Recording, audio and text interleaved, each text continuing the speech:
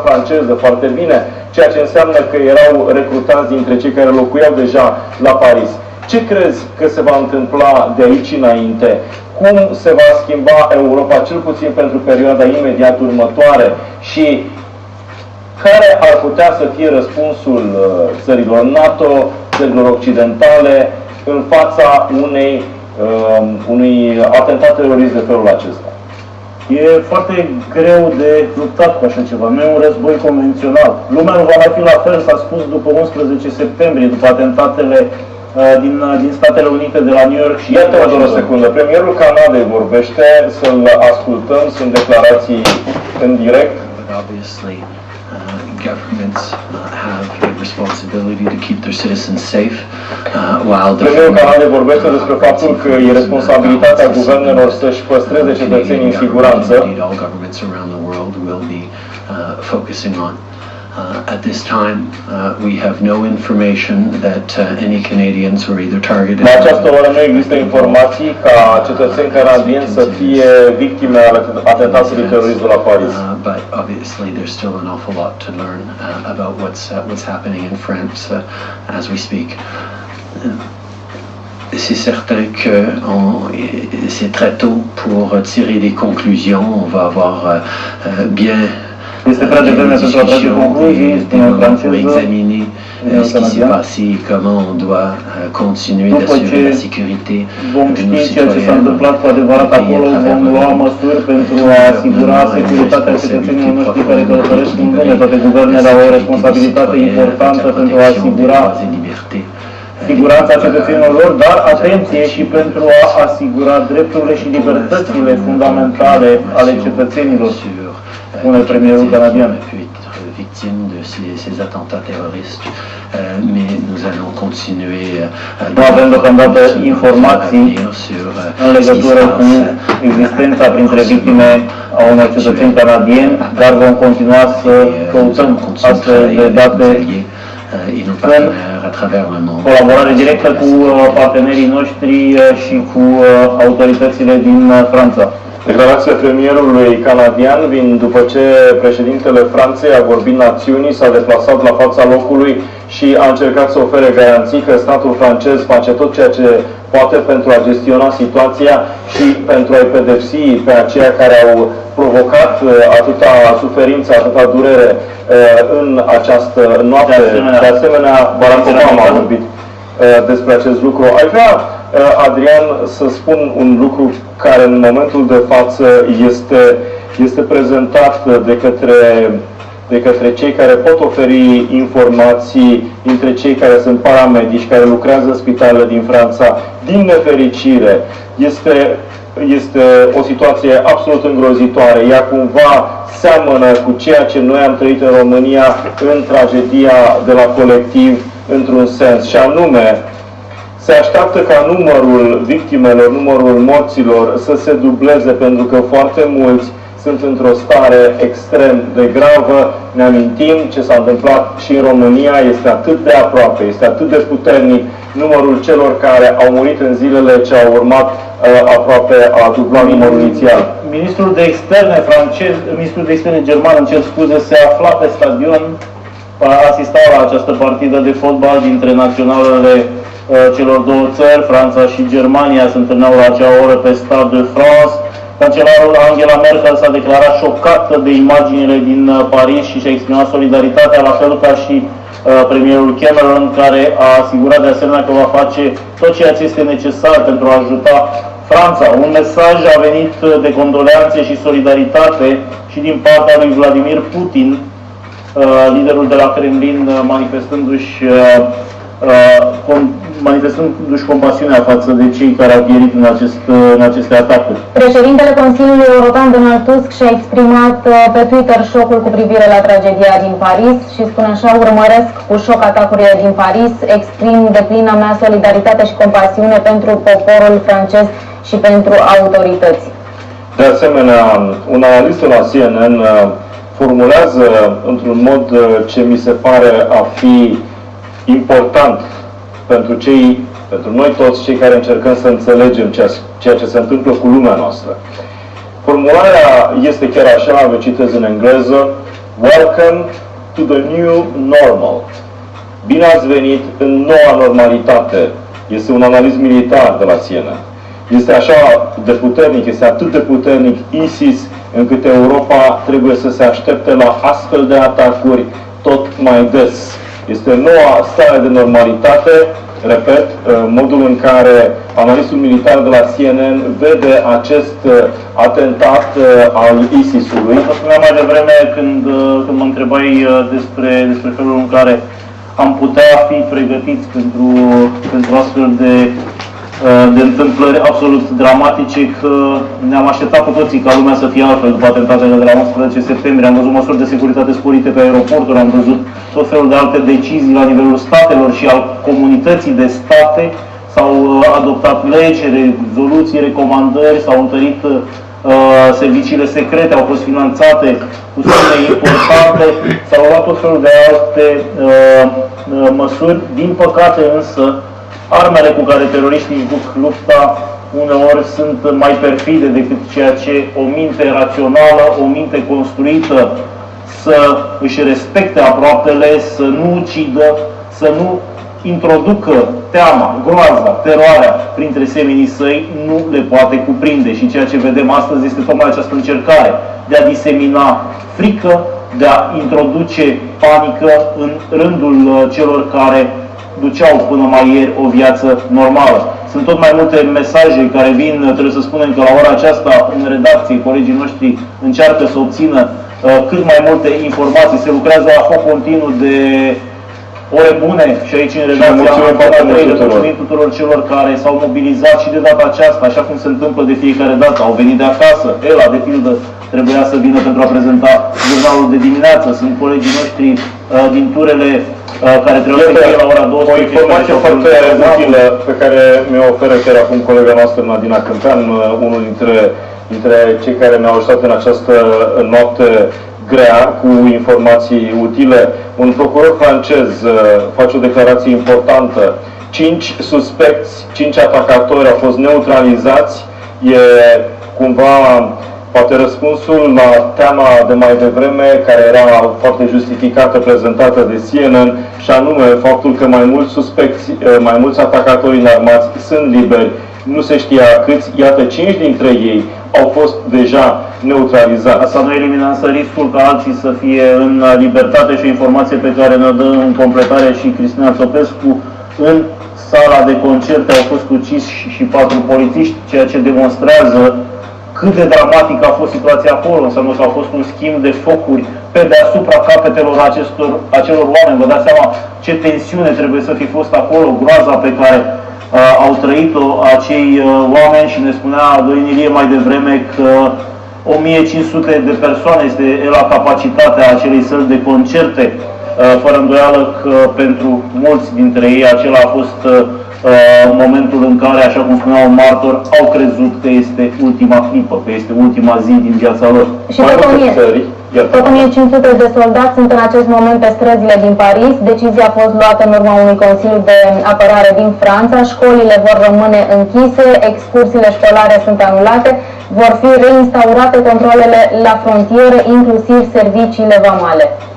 Da, la această oră New Yorkul și desigur aceasta este o măsură nu doar pentru New York, pentru Statele Unite. Nivelul de securitate este unul care a fost ridicat în mod evident. Belgia a instituit măsuri excepționale la graniță, în special la cea cu Franța. Sunt imagini pe care vreau să le difuzăm chiar acum. Erau niște imagini puțin mai devreme cu momentul în care erau salvați, erau scoși supraviețuitorii din Bataclan. Dacă acele imagini le aveți la îndemână, poate ar fi util să le revedem pentru a înțelege prin ce stare de teroare și cam cât de dur, cât de greu de imaginat de fapt a fost ceea ce s-a întâmplat acolo. Vom revedea în mod evident aceste imagini în minutele. Acestea sunt imaginile, iată-le.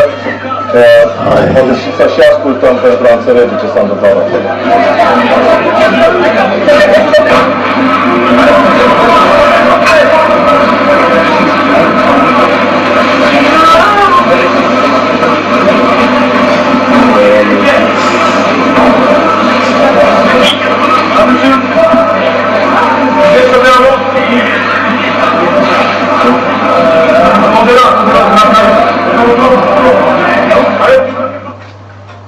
mărturiile la această oră.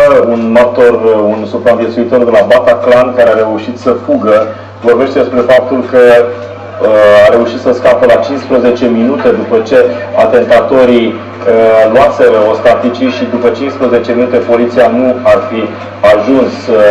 E dificil în momentul acesta să evaluăm după aceste declarații pentru cei care s-au aflat în teatru, pentru cei care au fost ostatici, pentru cei care au fost în acea situație, timpul poate că părea o veșnicie. În plus, în astfel de situații, știm bine, forțele de ordine evaluează cu atenție momentul intervenției, pot să pună în pericol starea și viața ostaticilor printr-o intervenție pripită. Nu poți să dai buzna într-o sală unde sub amenințarea armelor sunt ținute zeci, poate sute de persoane.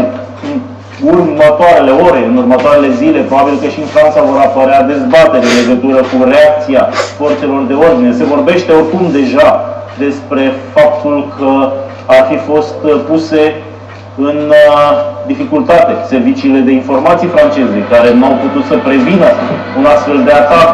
Replicile vor veni din partea susținătorilor acestora, care vor spune că în afară de aceste atacuri au fost dejucate multe alte acțiuni teroriste în zilele anterioare. E o dezbatere pe care probabil prea puțini dintre cei care au trăit aceste momente vor mai fi interesați să o vadă. Pentru supraviețuitori este ușurarea că au scăpat cu viață, pentru cei care și-au pierdut rude, prieteni, oameni dragi, e o durere pe care, din păcate, știm și noi, o resimt cu atâta putere încât nu-i mai interesează, cel puțin pentru o vreme, care este adevărul. Cine a făcut sau cine n-a făcut ceea ce trebuia să facă. Remarcam mai devreme în dialogul cu jurnalistul Dorin Ilie că a trecut destul timp însă din momentul în care s-a deschis focul pe una dintre străzile Parisului de către atacatorii, 3 la număr se pare, aflați într-o mașină asupra unui restaurant, până la momentul când o altă incintă, un alt restaurant a fost victimă a unui atac similar și, în cele din urmă, până la luarea de ostatici din sala de concerte, ori cei 3 nu au fost împiedicați de forțe de poliție, de jandarmerie, pe tot acest traseu, în toate acele minute lungi. Da, la momentul acesta, sigur, analizele la cald încercă să ofere publicului o serie întreagă de informații corelate, tocmai pentru a înțelege cumva ce s-a întâmplat, care este proveniența și cine sunt cei care au făcut această baie de sânge, cine sunt autorii acestor atentate fără precedent. Iar analiștii vorbesc despre faptul că există și analiști care vorbesc despre faptul că nu pare coordonat de ISIS. Asta nu exclude apartenența lor la ISIS, dar analiștii pe care îi citesc și care s-au exprimat pe posturile franțuzești vorbesc despre faptul că la Bataclan pare că a fost totul plănuit cu atenție, barul, restaurantul și celelalte fiind decizii de moment. E greu de crezut totuși că decizii de moment au fost în cel puțin 6 locuri simultan. E puțin de crezut totuși că nu a fost o coordonare, că nu a fost un creier al acestei operațiuni teroriste fără precedent. Imaginile continuă să curgă pe agențiile de presă, pe rețelele de televiziune și cu siguranță mâine declarațiile vor fi mult mai clare. Haideți să vedem o astfel de declarație a unui martor chiar acum. J'ai attendu du bruit au campement général. Je suis sorti en fait, je travaille au campement général. Et je suis couru en fait, je cherchais où est le bruit. J'étais d'un coup, je suis sûr que c'était vers le carillon et le taekwondo. J'arrive sur place et il y avait plein de cadavres par terre. Plein de cadavres. Je sais plus en réalité ou en fiction ou un film. Da, într-un film de acțiune, spune martorul acela, relatând imaginea îngrozitoare pe care le-a văzut. Procurorul Parisului, François Molin, a anunțat bilanțul pentru fiecare dintre locurile unde au fost comise atentatele. E vorba de 6 locuri diferite. Procurorul Molin vorbește despre morți, fără să precizeze numărul, la Stade de France, despre 18 morți pe strada Sharon, acolo unde a avut loc atacul asupra uneia dintre restaurante, despre un mort pe bulevardul Voltaire, despre 5 morți pe strada Fontaine du Roi, Fântâna Regelui, și despre 14 morți pe strada Alibert, în fața unei cafenele. Oficialul din procuratură a refuzat însă, atenție, să facă vreo precizare exactă în legătură cu numărul deceselor de la sala de concerte Bataclan. Prudența în aceste momente este foarte importantă, foarte utilă, mai ales pentru cei care sunt într-o situație de responsabilitate. La această oră, CNN-ul vorbește despre 153 de morți. De asemenea, surse medicale vorbesc despre faptul că mulți dintre cei care au fost răniți au șanse de supraviețuire reduse. Cei care se aflau în Bataclan, pur și simplu, acolo a fost o baie de sânge. Cei care au reușit să se ascundă în loje sau în camerele destinate artiștilor sunt dintre supraviețuitori. De asemenea, avem noi declarații dintre cei care au participat pe stadion. La ieșire au răspuns întrebărilor jurnaliștilor și vă invit să urmărim chiar acum. C'est assez confus en fait, parce que nous on a entendu 2 explosions à la porte E, ça a pété juste à côté, c'est vrai que c'était bruyant, mais on pensait que c'était juste des bombes agricoles. Après il y a eu des rumeurs, on a entendu parler de fusillades. Là c'est très confus à l'intérieur du stade. Tout se déroulait bien, l'équipe de France a gagné, on était tous contents et à la sortie du stade, grosse désillusion, la fête gâchée, tout le monde a commencé à paniquer. C'est allé assez vite et là, impossible de rentrer, les horaires bouchés, du monde partout. C'est assez stressant, c'est un grand bazar dans Paris. Ouais. Da, este o mărturie absolut importantă, cred, a uneia dintre martori.